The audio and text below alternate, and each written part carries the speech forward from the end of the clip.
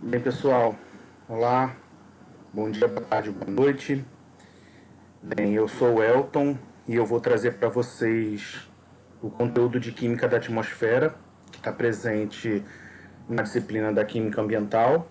E o conteúdo que eu vou abordar ele foi extraído do capítulo 3 do livro do Rocha, e parte desse material ele foi elaborado baseado nos slides do professor José Almança, que foi o professor da minha disciplina quando eu fiz a disciplina de Química Ambiental, e do professor Alexandre. Bem, começando a falar sobre a atmosfera. Então, a Terra ela tem aproximadamente 4,5 bilhões de anos, e ao longo desse período, a atmosfera ela vem sofrendo mudanças que permitiram a vida em nosso planeta. A exemplo dessa tabela aqui, essa tabela ela mostra a provável composição da atmosfera terrestre antes e após o aparecimento de vida no nosso planeta. Então, se vocês olharem, os componentes principais, os componentes gasosos principais da atmosfera eram o gás carbônico, o nitrogênio, oxigênio e argônio. E se vocês perceberem na tabela, tanto a atmosfera de Vênus, de Marte e da Terra asterisco, que é essa Terra com asterisco que é antes da vida no planeta, eles eram bem similares, bem semelhantes. A concentração de óxido de carbono, por exemplo, era quase que total. Na Terra chegava a 98%. E após a vida na Terra, ela reduziu a concentração de óxido de carbono para 0,035%. Em sua totalidade, ficou em nitrogênio e oxigênio. Bem, a nossa atmosfera está em constante modificação, são modificações pontuais devido às ações que a gente vai descrever mais à frente. Essa composição química ela é fruto da vida que se desenvolveu no planeta, e essa atmosfera ela é uma fina camada gasosa que envolve a nossa Terra e ela é formada por diferentes gases. Ela é quimicamente estável e constante, quimicamente falando, há centenas de milhões de anos. E nas condições de uma atmosfera limpa, por exemplo, a sua composição é de aproximadamente 78% de nitrogênio e 21% de oxigênio. Os outros 1% vêm dos outros gases. Nessa tabela aqui fica claro para vocês a composição, que tem de nitrogênio e oxigênio, que é a sua grande maioria, chegando a 78% e 21%, e os demais são os gases nobres, argônio, neônio, hélio, xenônio, além do óxido de carbono, metano e óxido de nitrogênio e o gás hidrogênio. Bem, o oxigênio, que é o que compõe a atmosfera, ele quase todo, é produto da fotossíntese dos organismos que fazem a fotossíntese. As outras fontes de oxigênio, elas contribuem menos de 1 bilionésimo do oxigênio que respiramos, ou seja, todo que em sua totalidade ele vem da fotossíntese. O surgimento desses primeiros organismos fotossintéticos que tornou a atmosfera rica em oxigênio, devido à absorção do CO2 que existia antes em grande quantidade por esses organismos. Aqui é um exemplo de um gifzinho que mostra uma planta, então ela absorve o gás carbônico presente no ambiente, no ar atmosférico e a água do solo, e em contato com luz solar, ela então libera o oxigênio. Bem, a atmosfera, quais são as principais funções dela? Ela tem a função de proteger a superfície da Terra de impactos de corpos celestes. Ela mantém a parte do calor solar, impedindo a sua imediata radiação para o espaço. Isso é importante para manter a vida dos seres vivos, né? Impedir as variações bruscas de temperatura. E é por conta desse impedimento de variação que nós temos vida nesse planeta, porque se não houvesse esse impedimento da variação, então as variações seriam absurdas e não teriam como manter vida nesse planeta. E, além disso, ela também é importante para transportar a água dos oceanos para os continentes. Bem, essa atmosfera, então, ela é dividida em 5 camadas. Juntas, elas compõem uma extensão de aproximadamente 1.000 quilômetros. Então, a primeira camada, a camada mais próxima da crosta terrestre, é a troposfera, que é a camada onde possui o ar que nós vivemos, é onde acontecem a grande parte das reações. Seguida dela vem a estratosfera, a mesosfera, termosfera e a mais distante da crosta é a exosfera. Bem, a troposfera ela é a mais próxima da crosta e encontra-se o ar que nós respiramos, que também é utilizado para plantas e os animais, que é composto basicamente com nitrogênio, oxigênio e uma porção de gás carbônico em menor concentração que os demais. Quase todo o vapor de água que é encontrado na atmosfera, ele se situa-se nessa camada, a troposfera. Ele ocupa cerca de 75% da massa atmosférica, esse vapor, né? E ele chega a atingir cerca de 17 quilômetros em regiões trópicas e um pouco mais do que 7 quilômetros nas regiões polares. A estratosfera, que é a próxima camada, é nela que se encontra o gás ozônio, responsável pela barreira de proteção dos raios ultravioletas. Esse gás ozônio é mais conhecido como a camada de ozônio. Não é que existe uma camada, sim, mas ela é composta por esse gás ozônio, então esse gás ozônio a gente simula, imagina que seja uma camada, mas não uma camada propriamente dita. Mas existe uma parte de gás ozônio nessa camada da atmosfera, que é a estratosfera. Ela pode chegar até 50 km de altura e ela é caracterizada por apresentar pouco fluxo de ar e por ser muito estável. Por isso que nela está presente o ozônio. O ozônio está lá de forma estável porque tem pouco fluxo de ar. A próxima camada é a mesosfera. A mesosfera se caracteriza por ser muito fria, então ela tem temperaturas que vão oscilar em torno de menos 100 graus, e ela chega a alturas de até 80 quilômetros. A sua temperatura, no entanto, não é uniforme, porque ela, em contato com a estratosfera, há uma troca de calores entre as duas, por isso que a temperatura não é tão uniforme nessa camada. Já a termosfera é a camada mais extensa, que alcança até 500 km de altura. O ar nela já é escasso e absorve, por conta disso, ela absorve facilmente a radiação. Por conta dessa absorção, que ela chega a temperaturas de até 1000 graus. Ela, nesse caso, ela se torna a camada mais quente da atmosfera. Por fim, temos a exosfera, que é uma camada mais longe da Terra, a camada mais distante da crosta. Ela alcança os seus 800 km de altura, é composto basicamente por gás hélio e hidrogênio. Nessa camada já não tem gravidade, as partículas se desprendem com facilidade e é nelas que a gente encontra os satélites de dados e os telescópios que são mandados, né? Bem, falando da troposfera, ela é fundamental para a sobrevivência dos seres vivos. Justamente como eu disse, é nela que se encontra grande parte do oxigênio que é utilizado por nós, né, e por todos os seres vivos. Nela há uma forte interação com a litosfera e com a hidrosfera, e em sua composição existem diferentes quantidades de materiais, tanto líquidos e sólidos, em suspensão. Esses materiais, eles vêm de uma forma natural, através de vulcões, queimadas naturais, ou podem ser de maneiras antropogênicas, que é o caso da poluição, né? O lançamento indevido de partículas, de componentes para a atmosfera, né? Bem, seus milhares de constantes traços, eles possibilitam cerca de aproximadamente 70 tipos de reações químicas, que é a que a gente vai abordar agora. As reações químicas que acontecem na atmosfera, ela funciona como um meio, então a atmosfera é um meio para que aconteçam essas reações químicas, principalmente por seu caráter oxidante. Como eu disse, 21% da atmosfera é de oxigênio, de gás oxigênio, e está presente na troposfera. Os compostos formados ou presentes na atmosfera, eles vão reagir e essa reação vai depender do tempo de residência nesse meio que a gente vai falar mais à frente. Bem, e essa entrada e saída vai depender dos ciclos biogeoquímicos. Bem, esses contaminantes, o ciclo biogeoquímico a gente vai abordar mais à frente também. Mas falando dos contaminantes, eles quando são introduzidos, são transportados pelo vento e simultaneamente se misturam nessa atmosfera. Essa mistura, esse espalhamento, a gente chama de dispersão atmosférica.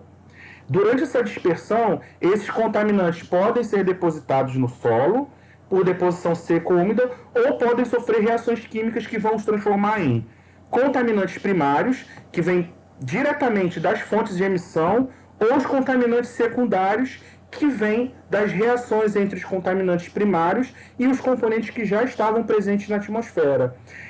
Essa terminologia de contaminantes a gente vai abordar mais à frente, na próxima aula, no capítulo de poluição, na parte de poluição. Essa imagem aqui, ela mostra um pouco sobre a dispersão química. Então, você tem essa imagem aqui, que é a da indústria. Então, ela está liberando uma certa quantidade de gases poluentes. Esses gases poluentes, uma vez que são liberados na atmosfera pela ação do vento, eles são misturados na atmosfera, eles são liberados, dispersados para a atmosfera. E aí acontece esse transporte, essa dispersão, e por reações fotoquímicas, elas mudam as suas composições, então acontecem essas reações, e aí, uma vez reagindo, ele pode se precipitar em forma de chuva, e aí ocorre a deposição no solo. Então pode ser uma deposição úmida, devido às chuvas, pode ser deposição seca, simplesmente a reação leva essas partículas de vento para lugares mais distantes da fábrica ou do seu local de originário de emissão, e aí simplesmente se deposita no solo, e pode acontecer dessas partículas reagirem quimicamente com outras partículas ou outros gases presentes na atmosfera. Bem, então a gente pode dizer que a atmosfera ela é um meio reacional, onde você tem a presença do oxigênio, mais os compostos em pequenas concentrações e a luz solar.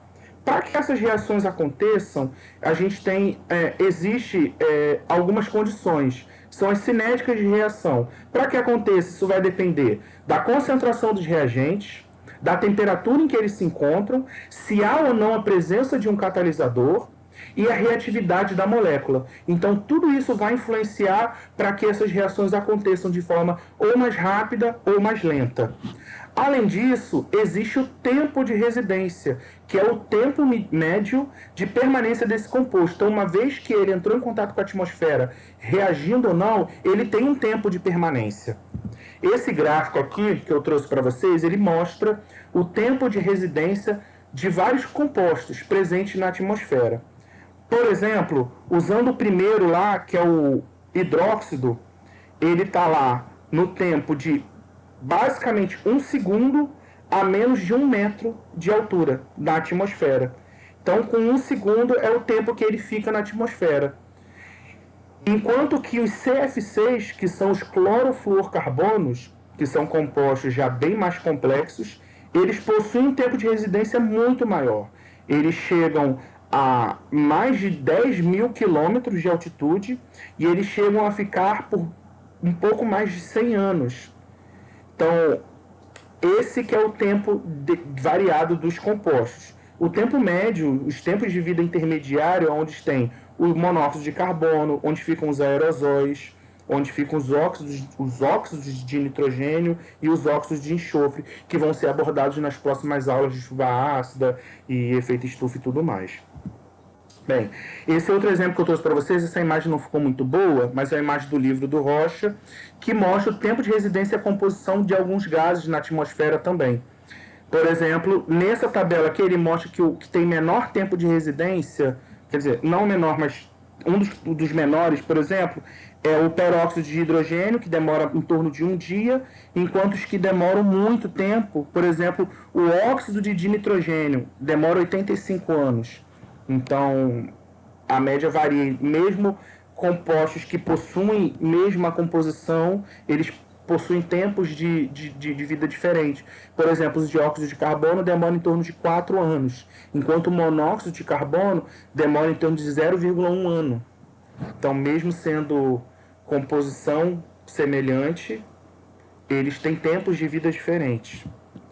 Bem, esses processos de emissão, transformação e saída na atmosfera, que vão envolver reações químicas, eles passam por vários ecossistemas terrestres. Então, eles não se limitam só a estar na atmosfera, mas eles podem ser produtos que vêm da litosfera ou da hidrosfera, e aí que entra em contato com partículas da atmosfera, e isso pode envolver, inclusive, seres vivos. Por exemplo, a liberação do oxigênio pelas plantas ou do gás carbônico por nós, seres vivos. Então, todas essas sequências de processos de liberação, de transformação, de saída, de entrada, eles são conhecidos como ciclo biogeoquímico. Então, para cada componente existe um ciclo que a gente chama biogeoquímico, é o ciclo desse componente no meio ambiente. Os principais que nós vamos abordar nessa aula são o ciclo do carbono, o ciclo do nitrogênio e o ciclo do enxofre. Falando do ciclo do carbono, ele está intimamente ligado aos seres vivos, que, como a gente disse lá desde o início, é onde acontecem os processos de absorção pelas plantas do gás carbônico e o processo de liberação de gás carbônico por nós, seres humanos. Existem vários compostos de carbono com NOx variado, de -4 a +4 no meio ambiente, na atmosfera. Mas o mais comum é o composto de NOx +4, na forma de gás carbônico e os íons carbonato e bicarbonato. Bem, o gás carbônico, ele é atmosférico, ele é fixado pelas plantas através da fotossíntese, mas pode ser reemitido pela respiração de nós, seres humanos. Já os íons bicarbonato e carbonato são produtos da dissolução do gás carbônico em água. Outras fontes de carbono podem ser as fixadas pelos vegetais e os animais, e também pelas atividades antropogênicas, que é a queima de reemissão por decomposição, que aí, no caso, isso é uma forma natural, ou a queima de combustíveis fósseis, ou as próprias queimadas de material vegetal de maneira criminosa, né? E isso sim também entra como uma atividade antropogênica que libera uma grande quantidade de carbono. Esses combustíveis fósseis, por exemplo, eles que são os responsáveis pelo aumento do gás carbônico da atmosfera. E esse aumento, ele varia aproximadamente de 4,3% ao ano. Então, a cada ano existe esse aumento de 4,3%. Trazendo essa imagem aqui para vocês do ciclo do carbono, então o que acontece? Esse carbono ele é oriundo de várias vias. A primeira você imagina a primeira imagem lá da vegetação, então são os carbonos que são fixados pela fotossíntese em biomassa. Então, uma vez fixado, eles podem ser liberados pela respiração, podem serem excretados, né, pela respiração das plantas, através de queimadas naturais, ou queimadas também criminosas, pode acontecer, ou eles podem ser alimentados, pode servir de alimento, essas plantas servindo de alimento para os animais ou para nós seres humanos, eles absorvem esse gás carbônico e depois liberam na respiração. Ou acontece também desse gás carbônico, ele está dissolvido em água e ele é fixado na fotossíntese de algas e de fitoplânctons. Então, esses fitoplânctons e essas algas podem também servir de alimentos para peixes, e eles também são liberados pela respiração, eles também são liberados, ou podem, uma vez sedimentados em uma biomassa, através de processos que levam milhões de anos, eles podem ser convertidos a carvão, óleo e gás natural, que são os biocombustíveis. Os combustíveis fósseis. Esses combustíveis, uma vez queimados, sendo processados, eles são queimados, então liberam essa grande quantidade de gás carbônico. Esse gás carbônico também, que está presente nesses animais marinhos, eles podem ser fixados em cascas de moluscos, que são formados em carbonatos de cálcio, e uma vez dissolvidos também podem ser dissolvidos em água, ou podem, através de processos geológicos que levam milhões de anos, serem sedimentados e processados, e então serem liberados por erupções vulcânicas e tudo mais. Todos esses processos que eu disse para vocês ocorrem de forma natural, com exceção da queima dos combustíveis fósseis, que é esse quadradinho que está em cinza. Por quê? É uma maneira que o ser humano descobriu, e a gente vai abordar isso mais à frente, com a revolução e tudo mais, descobriu de utilização de combustíveis fósseis, então essa utilização libera uma queima exacerbada de gás carbônico, e é isso que tem causado um desequilíbrio ambiental absurdo, que são os efeitos que a gente vai abordar nas próximas aulas e que também serão ditos pelos podcasts, que é o efeito estufa, o aquecimento global e tudo mais. Isso tem efeito direto com a liberação de gás carbônico presente nessa queima de combustíveis fósseis. Só um exemplo aqui, desse gráfico aqui, aqui mostra a concentração do gás carbônico atmosférico desde 1750 até a data presente, até os anos 2000. Então, em 1750, a taxa de carbono, de gás carbônico, presente na atmosfera, variava em torno de 270 a 280 ppm, a concentração em volume. E já para os anos 2000, ela já ultrapassou a marca de 370. Então teve um aumento bem acentuado, principalmente após a década de 90, com toda essa revolução, com tudo que tem acontecido, que a gente vai abordar mais à frente. Bem, o próximo ciclo que a gente vai abordar é o ciclo do nitrogênio. O nitrogênio ele é um macroelemento vital para a vida, principalmente para os vegetais, e a disponibilidade dele ele pode estar presente nos agregados de rocha ou em formas de nitrogênio inerte. Só que apenas 0,02% desse nitrogênio que está biodisponível às plantas. Ou seja, somente 0,2% está pronto para que as plantas possam absorver e em si gerar nos seus processos e tudo mais, que são vitais para eles, para o seu crescimento, para o seu bom crescimento. Só que o que acontece? Existem bactérias presentes no solo, bactérias naturais do solo, que elas agem transformando esse nitrogênio que antes era inerte em um nitrogênio reativo. Eu vou mostrar lá no ciclo, na hora que eu mostrar a imagem do ciclo, vocês vão entender melhor. Há também a ação de relâmpagos, que também podem transformar esse nitrogênio inerte em nitrogênio reativo.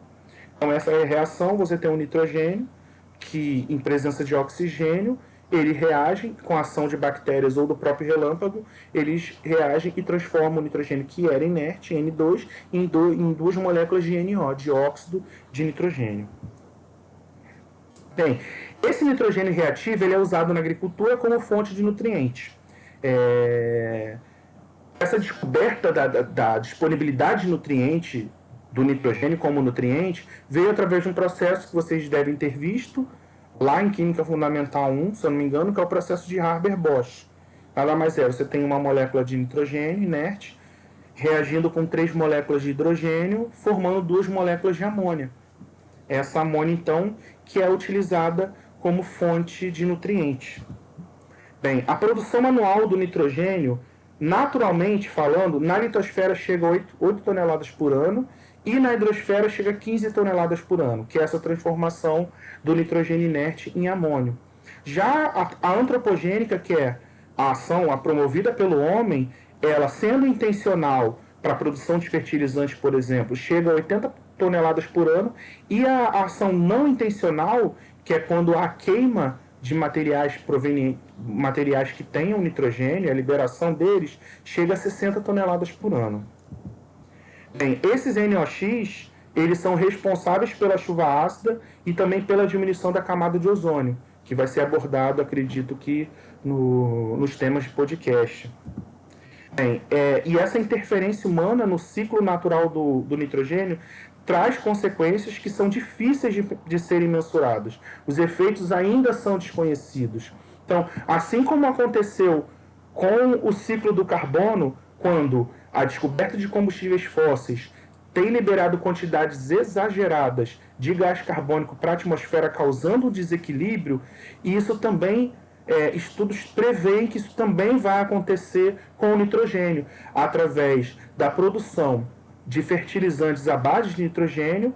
Então você tem um aporte muito grande desse nitrogênio no solo, e grande parte desse nitrogênio, por ter um aporte muito grande, ele não é absorvido, então é lixiviado, e ainda não se sabe os efeitos colaterais que esse aporte grande de nitrogênio vai causar no solo e para a nossa vida.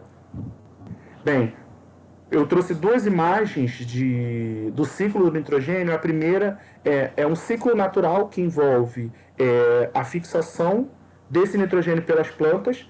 Então, essa fixação ocorre o quê?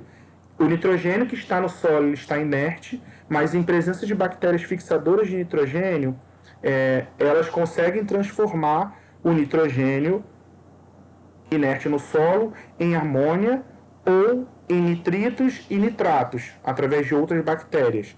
Esses nitrogênios, então, eles são assimilados pela planta. Então, eles conseguem assimilar esses nitrogênios que antes eram inertes, eles conseguem ser absorvidos pela planta.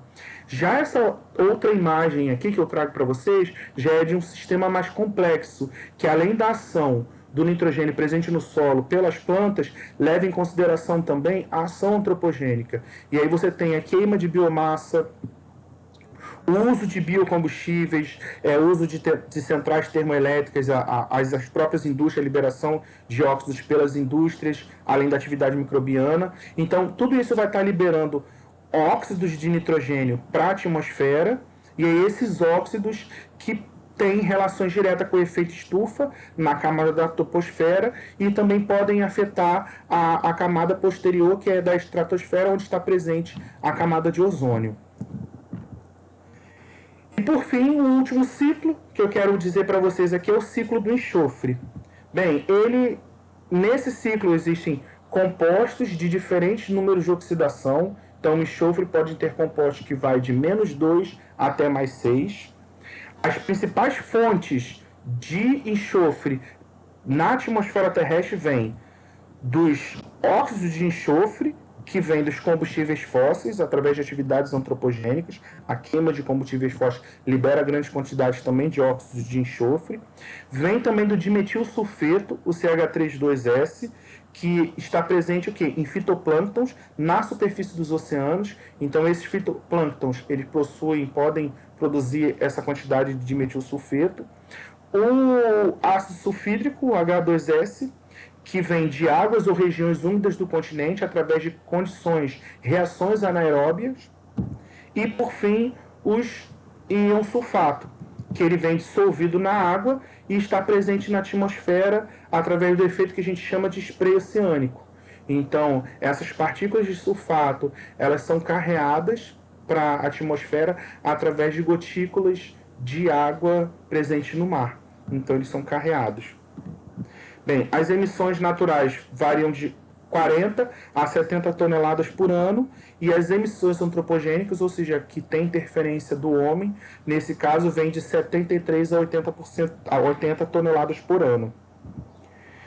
Bem, o ciclo do enxofre, então, o que mostra aqui é que tanto as emissões naturais e queimas de biomassa, quanto as emissões oceânicas e as erupções vulcânicas, eles então vão liberar o óxido de enxofre no ar atmosférico.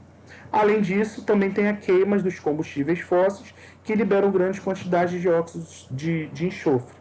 Esse óxido de enxofre, essas partículas, essas moléculas de óxido de enxofre que estão presentes na camada atmosférica, elas podem ser depositadas na superfície do solo depois, por deposição úmida ou por deposição seca, através da conversão desses óxidos em ou sulfatos ou o ácido sulfúrico, que é o que a gente chama de chuva ácida, que a gente vai abordar mais à frente. Bem, então era isso que eu queria trazer para vocês na aula de hoje.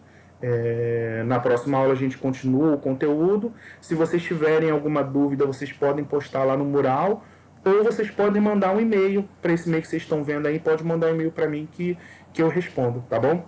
Muito obrigado e um bom dia, boa tarde, boa noite a todos.